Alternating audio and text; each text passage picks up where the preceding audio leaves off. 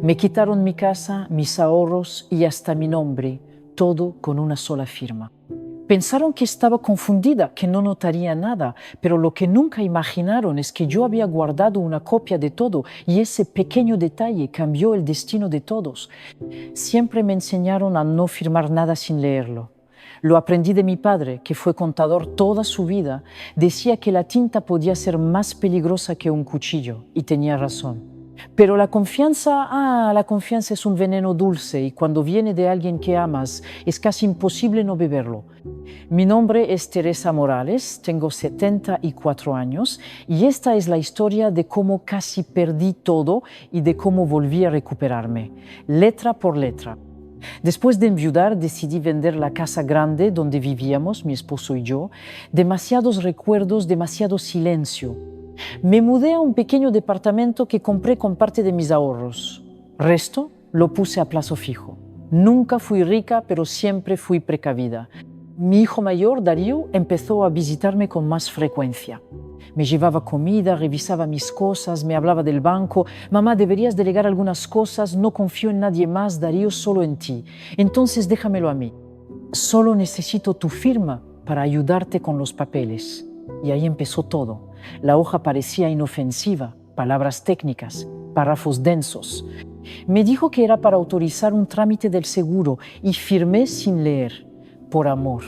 Lo que no sabía era que con esa firma le estaba cediendo plenos poderes sobre mis bienes. Todo siguió igual por unas semanas, pero luego comenzaron los cambios pequeños, sutiles. Mi tarjeta dejó de funcionar. Llamé al banco y la respuesta fue fría.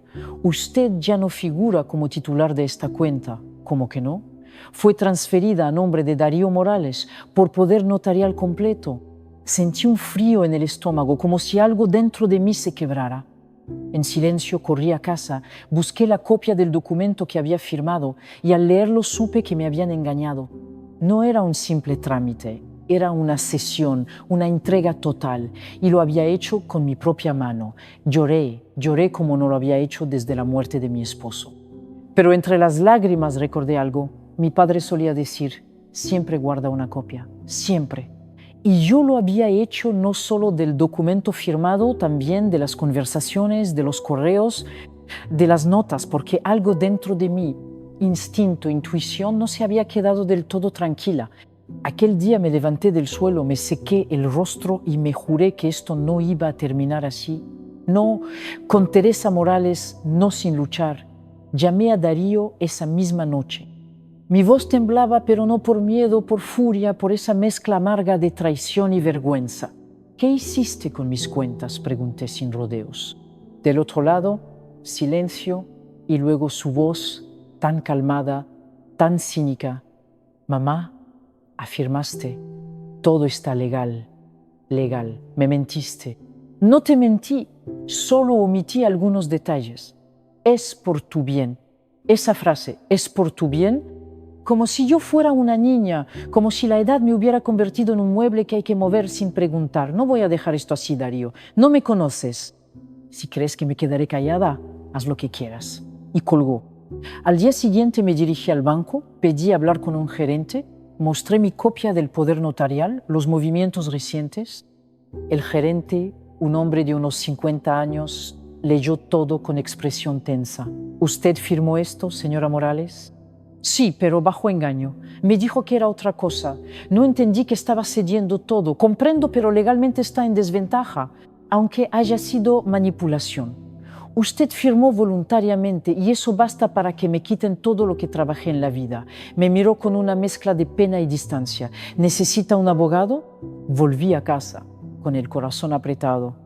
El silencio era ensordecedor. Tomé mi vieja caja de documentos, la abrí. Allí estaban años de papeles guardados, contratos, recibos, cartas, fotografías. Separé todo lo que tenía relación con mis bienes, puse etiquetas, anotaciones, fechas. Pasé la noche entera organizando, recordando, llorando, no por el dinero, sino por la confianza rota, por dar todo y recibir silencio. A la mañana siguiente fui a la biblioteca pública. No tenía internet en casa, pero allí sí. Busqué información sobre cómo anular un poder notarial firmado bajo engaño. Leí casos, testimonios. Algunos habían ganado, otros no. pero algo me quedó claro. La clave estaba en las pruebas, y yo las tenía. Decidí visitar a una antigua amiga, Clara, que había trabajado como abogada hasta jubilarse. Vivía a unas cuadras en una casa modesta, llena de libros y plantas. «Teresa, ¿qué te pasa?», preguntó al verme en la puerta, con los ojos hinchados y la carpeta en la mano. «Me traicionó mi hijo y necesito ayuda». Nos sentamos en su sala. Le conté todo, mostré los documentos. Clara los revisó con lentitud, en completo silencio. «Aquí hay base para una denuncia», dijo finalmente. «Será difícil, pero no imposible. ¿Estás preparada?» «No sé si lo estoy, pero lo voy a intentar igual». Ella me apretó la mano. «Vamos a pelear». Iniciamos el proceso.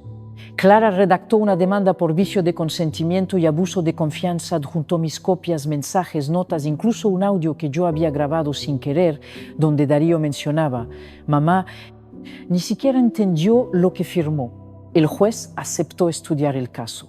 Eso ya era una victoria, porque significaba que mi voz aún contaba. Pasaron semanas. Mi relación con Darío se volvió inexistente. Ni una llamada, ni un mensaje. Su silencio era más cruel que sus palabras, pero también era una señal. Sabía que lo que había hecho estaba mal y no tenía cómo sostenerlo. Mientras tanto, Clara y yo trabajábamos cada día en reforzar el caso. Ella me prestó libros, me enseñó términos legales, me devolvió algo que pensaba perdido: mi capacidad, mi poder, mi voz. El día de la audiencia me vestí con mi mejor blusa blanca y un pantalón azul marino. Clara me recogió en su coche. El camino al juzgado fue silencioso, pero lleno de una energía que no puedo describir. Al entrar, vi a Darío sentado con su abogado. Me miró y por primera vez bajó la vista. El juez nos escuchó a ambos. Yo hablé con firmeza, sin llanto, sin gritos, conté cómo fui manipulada, cómo se disfrazó un acto de amor en un contrato legal, cómo una firma casi me borró. Después de exponer, el juez pidió revisar los documentos. Pasaron largos minutos leyendo y luego dijo: «Este tribunal reconoce indicios suficientes de manipulación e incumplimiento del deber ético. Ilegal, procederemos a una medida cautelar que suspende el poder notarial y restituye provisionalmente el control a la señora Morales». No entendí todo al principio, pero cuando Clara me apretó la mano y sonrió, supe lo que significaba. Había recuperado mi nombre, mi voz, mi derecho. La noticia del fallo cautelar no tardó en llegar a los vecinos del edificio donde vivía la señora Marina, una mujer viuda del tercer piso. Me encontró en el pasillo y dijo: «Escuché lo que hiciste, Teresa. Qué coraje, hija, qué fuerza». Yo solo sonreí, no por orgullo, sino por esa sensación de no estar tan sola. Pero la batalla no había terminado. Lo que ganamos fue solo una suspensión temporal del poder notarial. El juicio de fondo seguía abierto y el riesgo seguía latente. Clara me explicó que debíamos probar intención de engaño, que el juez estaba de nuestro lado, pero la defensa podía usar mi edad, mi confianza y el vínculo familiar para suavizar lo ocurrido. «Van a querer hacerte ver como una madre olvidadiza», me dijo Clara, «pero te conozco, Teresa, no lo eres». No solo fui demasiado confiada, a pesar del dolor sentí algo nuevo dentro de mí, una fuerza que no había sentido en años. Empecé a escribir en un cuaderno. Cada día anotaba recuerdos, sensaciones, reflexiones. Poco a poco, ese cuaderno dejó de ser solo un desahogo. Se convirtió en un testimonio, en un espejo de lo que muchas otras mujeres podrían vivir sin saberlo. Una tarde, Elena, la joven periodista que cubría temas de adultos mayores, me llamó: «Señora Teresa, su caso se está discutiendo en varios foros. Quisiera dar una entrevista». Dudé, no quería exponerme, pero luego pensé en todas las Teresas que tal vez nunca tendrían una Clara a su lado y acepté. Nos reunimos en una cafetería tranquila. Elena era amable, de ojos grandes y atentos.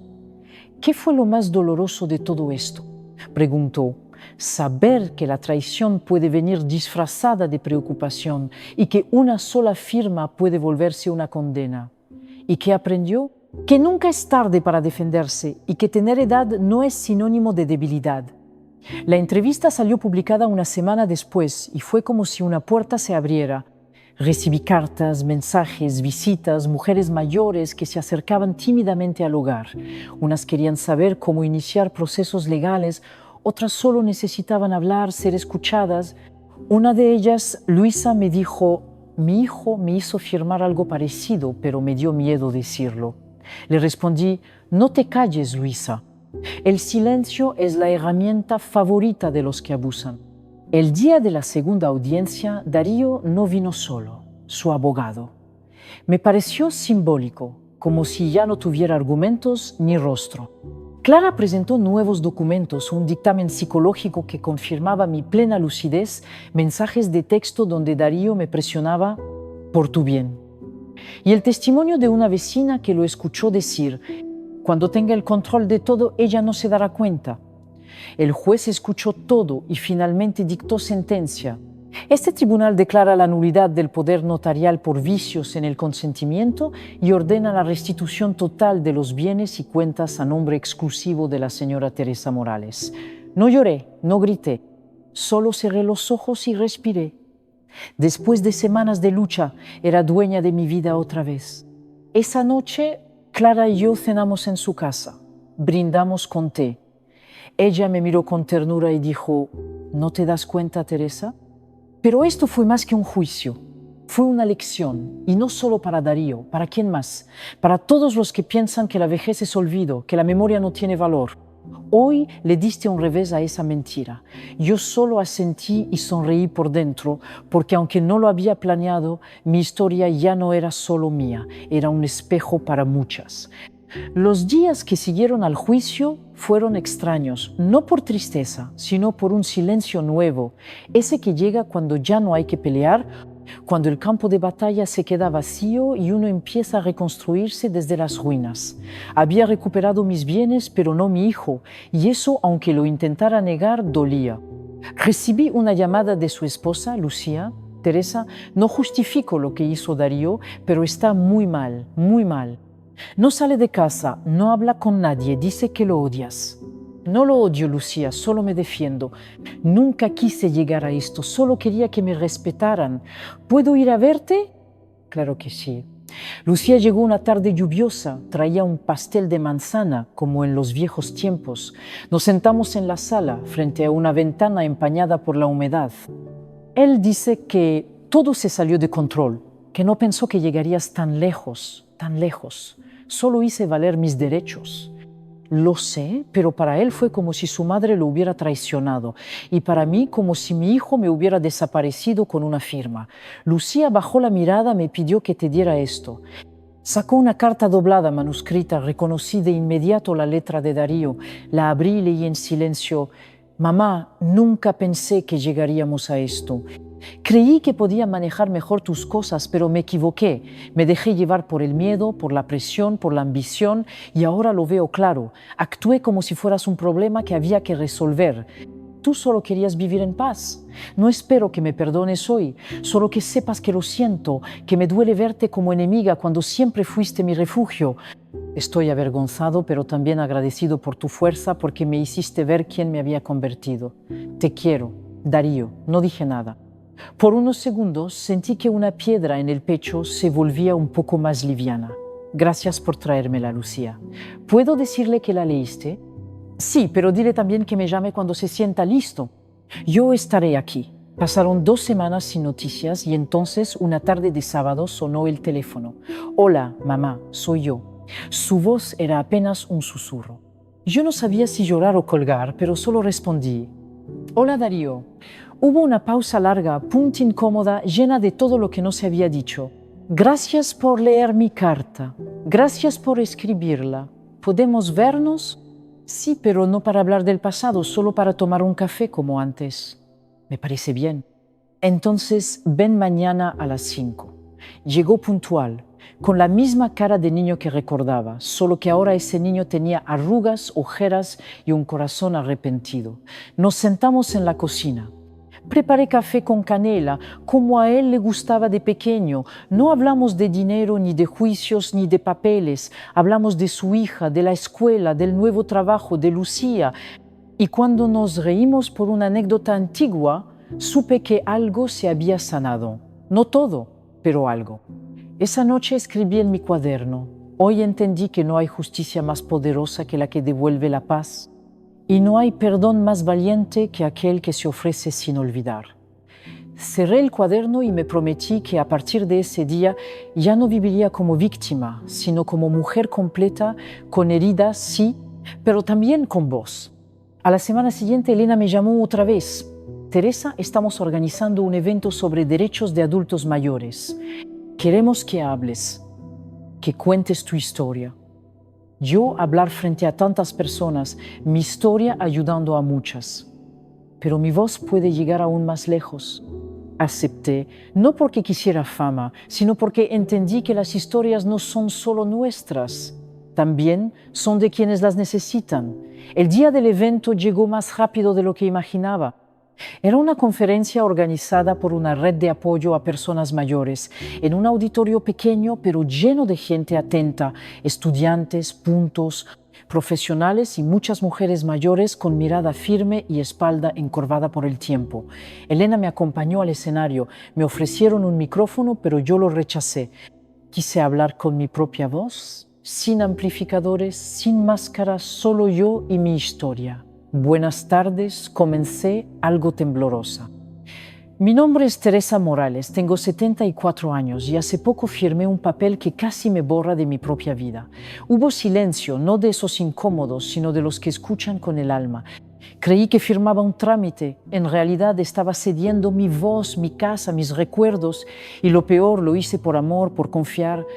Vi cabezas asintiendo, vi ojos que brillaban, pero aprendí algo, que una firma no define quién soy, que aún puedo defenderme, que la edad no es una condena, sino una historia larga y valiosa. Me enfrenté a mi propio hijo en un tribunal y aunque gané legalmente, lo más importante fue recuperar mi nombre, mi dignidad, mi lugar. Cuando terminé hubo un aplauso lento, honesto, lleno de emoción y supe que no estaba sola, que miles de mujeres, quizás en silencio, estaban viviendo lo mismo. Después del evento se acercaron muchas personas. Una señora de unos 80 años, de cabello blanco y piel de cobre, me tomó las manos y dijo: «Gracias por decir lo que yo no me atreví». Otra mujer, con bastón y voz temblorosa, susurró: «Voy a revisar todo lo que firmé, no quiero que me pase». Un joven estudiante me dijo: «Mi abuela sufrió algo parecido, pero nunca quiso hablar. Ahora entiendo muchas cosas». Ese día entendí que contar la verdad también es una forma de justicia. Semanas después, Elena me propuso algo: «Teresa, ¿y si escribimos tu historia? ¿Un libro?» Sí, no solo lo que te pasó, sino todo lo que aprendiste, para que otras lo lean, para que ninguna firme a ciegas, para que ninguna crea que está sola. Dudé por un momento, pero luego pensé en mi cuaderno, en las noches solitarias en que escribía sin saber por qué, y asentí: hagámoslo. Pero quiero que se llame Con una firma y una voz. Es perfecto. Nos reuníamos 3 veces por semana. Yo hablaba, Elena grababa, transcribía, editaba. A veces nos reíamos, otras llorábamos. Había días en que me costaba recordar detalles, pero ella era paciente. «Tu historia no tiene que ser perfecta, solo tiene que ser real», me decía, y lo fue. El libro se publicó meses después, en una editorial pequeña pero comprometida. La portada mostraba una mano arrugada sosteniendo una pluma, con una sombra que proyectaba una mujer en pie. Fue un éxito modesto pero poderoso. Lo presenté en bibliotecas, hogares, centros comunitarios y en cada lugar una historia nueva salía a la luz. Un día, al salir de una charla en un barrio humilde, una joven se acercó, llevaba a su abuela del brazo y me dijo: «Gracias a usted, ella me contó que su hijo le quitó su terreno». Nunca me lo había dicho. La abuela, con lágrimas en los ojos, me abrazó. «Usted me dio permiso para hablar», dijo. Ahí supe que ya no era solo Teresa Morales. Era muchas, era todas. Darío volvió a visitarme semanas después, esta vez no como hijo culpable, sino como hombre arrepentido. Leí el libro y le pregunté: «¿No fue fácil?». Pero me hizo verte de verdad. ¿Y qué viste? Una mujer fuerte, más fuerte de lo que imaginé. Nos abrazamos, sin condiciones, sin olvidos, solo con la verdad entre los brazos. Con el tiempo, con una firma y una voz, dejó de ser solo un libro. Se volvió una herramienta, una excusa para que otras hablaran, una llave para abrir puertas cerradas durante décadas. Un grupo de mujeres mayores en un centro de día empezó a leerlo en voz alta, capítulo por capítulo. Una trabajadora social me escribió. Una señora de 86 años rompió en llanto al escuchar su historia. Dijo, eso que ella vivió me pasó a mí hace 20 años y nunca lo conté. Comencé a recibir invitaciones, a veces de bibliotecas, a veces de programas de radio, otras simplemente de hijas y nietas que querían escucharme hablar a sus madres. En cada encuentro yo decía lo mismo, no soy experta en leyes ni en psicología, solo soy una mujer que aprendió tarde pero a tiempo. Y esa frase quedó grabada en muchas, aprendí tarde pero a tiempo, porque no hay edad para decir basta, no hay edad para recuperar la voz. Un día recibí una carta escrita a mano, venía desde otra ciudad. La firmaba una mujer llamada Olga, de 71 años. Teresa, tu libro me encontró en la sala de espera de un hospital. Lo dejó alguien olvidado. Lo abrí por curiosidad y no pude soltarlo. Era como leer mi historia. La única diferencia es que yo aún no había hecho nada. Gracias a ti fui al juzgado y hoy, después de 3 años, tengo otra vez mi pensión. No sabes lo que hiciste por mí. Gracias por escribir lo que muchas callamos. Le respondí. Por supuesto, y comprendí que a veces un papel firmado puede quitarte algo, pero otro papel, uno escrito con verdad, puede devolvértelo todo. Clara, mi amiga abogada, me acompañaba a varios eventos. Ella también se había convertido en referente. Muchas mujeres la buscaban para asesoría legal gratuita. No sabía que aún tenía tanto para dar, me dijo un día. Todas tenemos solo, nos lo esconden, nos llenan de frases como ya no estás para eso o déjalo así. Pero mira, Clara, estamos más vivas que nunca. Ella asintió con esa sonrisa de quien sabe que es cierto. Un sábado por la mañana, Elena llegó a mi casa emocionada. Teresa, nos contactaron de una fundación internacional. Quieren traducir el libro al inglés y al portugués. ¿En serio? ¿Por qué? Porque muchas comunidades en otros países viven lo mismo y tu historia, aunque local, es universal. Me tomó unos segundos entender el alcance de lo que me decía, mi historia traducida, mi voz en otros idiomas. Diles que sí, respondí, pero que no cambien ni una sola palabra. Y así fue como la voz de ellas abrió su primera sede propia.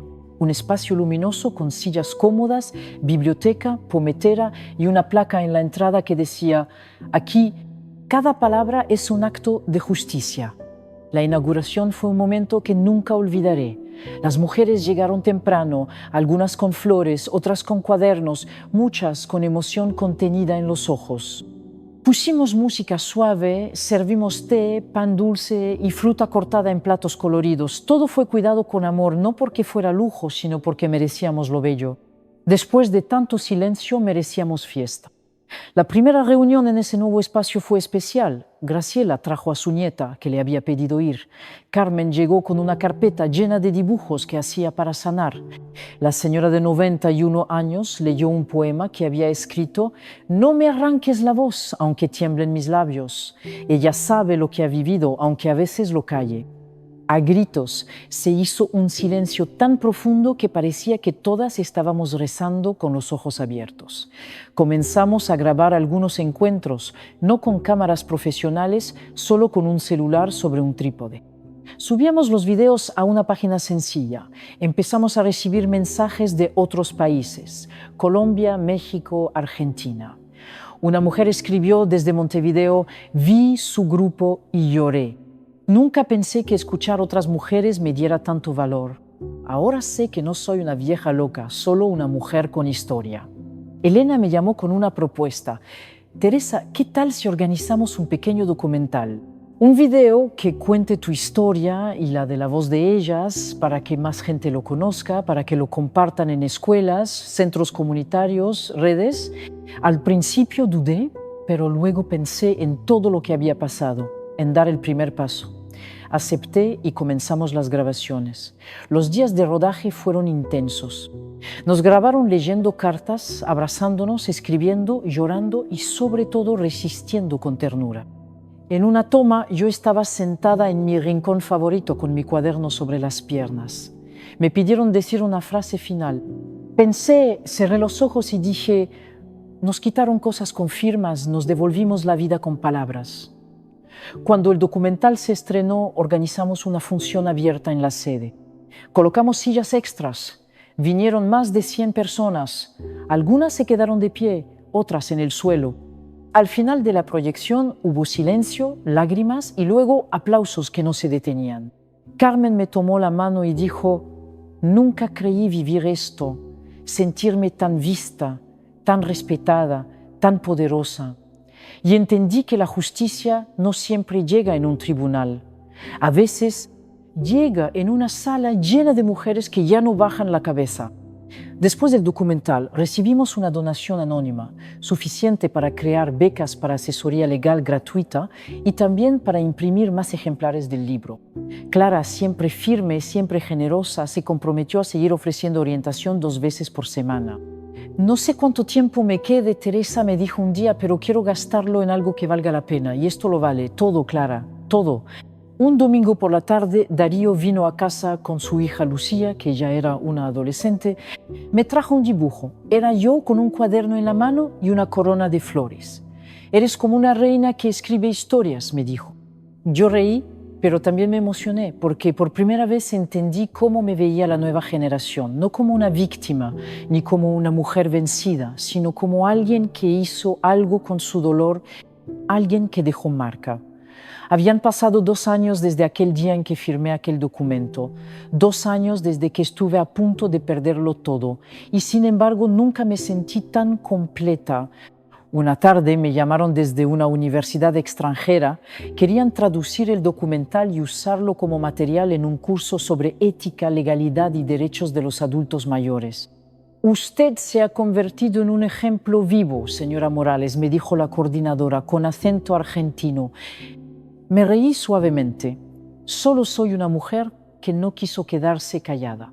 Pero en el fondo sabía que ya no era solo una mujer, era una historia que inspiraba a otras, era una semilla. Una joven abogada de nuestro barrio llamada Daniela vino a ofrecerse como voluntaria en La Voz de Ellas.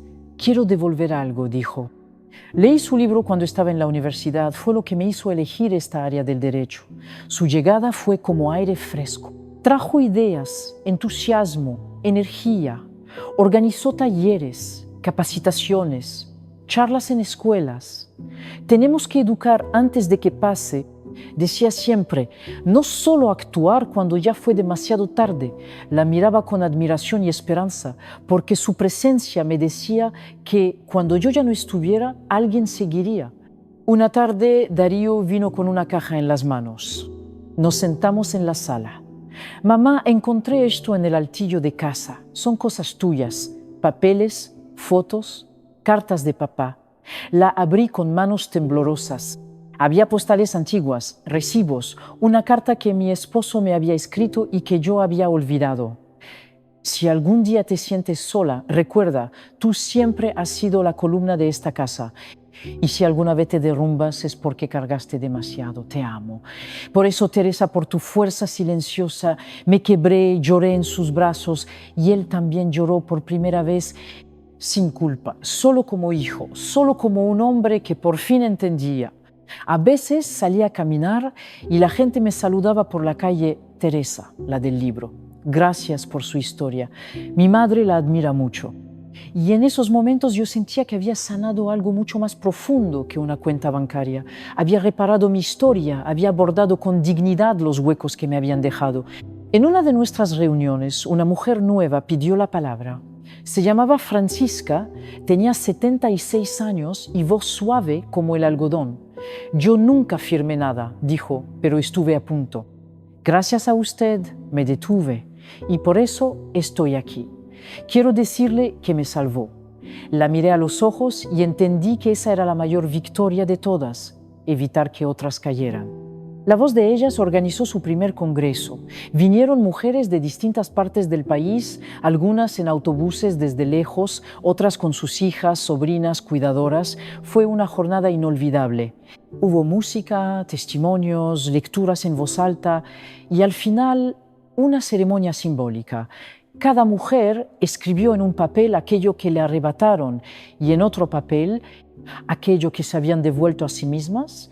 Yo escribí: me arrebataron la confianza, me devolvieron el respeto. Los colocamos en una caja de madera, la enterramos en el jardín de la sede y colocamos una placa que decía: aquí no hay restos, hay renacimientos. Los días comenzaron a volverse más lentos, no por tristeza, sino por aceptación. Mi cuerpo ya no respondía como antes. Subir escaleras me costaba, las rodillas crujían, el cansancio llegaba antes del mediodía, pero mi espíritu, ese, estaba más despierto que nunca. Una mañana, mientras tomaba té en mi sillón favorito, recibí una llamada inesperada. Señora Teresa Morales, sí, soy yo. Le habla el Comité Nacional de Protección al Adulto Mayor. Queremos informarle que ha sido seleccionada para recibir el reconocimiento Voz de Dignidad por su aporte social. Me quedé en silencio. Señora, perdón, es que nunca hice esto por premios. Lo sabemos, pero es precisamente por eso que se lo merece. El día de la ceremonia me ayudaron a arreglarme. Llevaba un vestido azul claro, sencillo, digno. Clara, Elena, Darío, Lucía, todas estaban allí. Cuando me llamaron al escenario, el auditorio se puso de pie. Los aplausos no se detenían. Tomé el micrófono, respiré hondo y dije: no me dieron una medalla por quedarme callada, me la dieron por hablar, y si yo lo hice, cualquier mujer puede hacerlo. Tengan la edad que tengan, tengan el miedo que tengan. Firmé un papel pensando que protegía a mi hijo y casi desaparezco. Pero luego tomé un cuaderno y me escribí de vuelta: hoy no estoy aquí por lo que me quitaron, sino por lo que me devolví. Aplausos, lágrimas, silencio sagrado. Después de ese día, algo dentro de mí dijo: es hora de descansar. Seguí yendo a La Voz de Ellas, pero menos seguido. Empecé a delegar, a confiar, a pasar el bastón con amor. Daniela tomó las riendas legales, Elena coordinaba las comunicaciones, Lucía, mi nieta, organizaba las actividades culturales con ternura juvenil. Un día me miró y me dijo: abuela, un día este lugar llevará tu nombre. Yo reí, pero por dentro lloré. Una tarde de otoño volví a escribir en mi cuaderno, la última página. Me llamo Teresa Morales, soy madre, soy sobreviviente, soy voz. Me quisieron quitar con una firma, pero respondí con una historia, y la historia sanó lo que el silencio no pudo. A quien lea esto, nunca es tarde para levantarse. Nunca es poco lo que queda de ti. Y si alguna vez firmaste tu propio olvido, recuerda, también puedes firmar tu renacimiento. Cerré el cuaderno y lo guardé en una caja de madera, junto a mi documento recuperado y una foto mía con todas las mujeres de La Voz de Ellas. Pasaron los años y sí, un día partí. Pero no me fui del todo. Mi nombre quedó en una placa en la sede, Teresa Morales, la que volvió a escribir su nombre con dignidad. Y cada vez que una mujer entra allí y se sienta en círculo y cuenta su historia por primera vez, mi voz vuelve, mi historia vive, mi lucha respira, porque no me quitaron todo. Solo me dieron motivos para empezar de nuevo.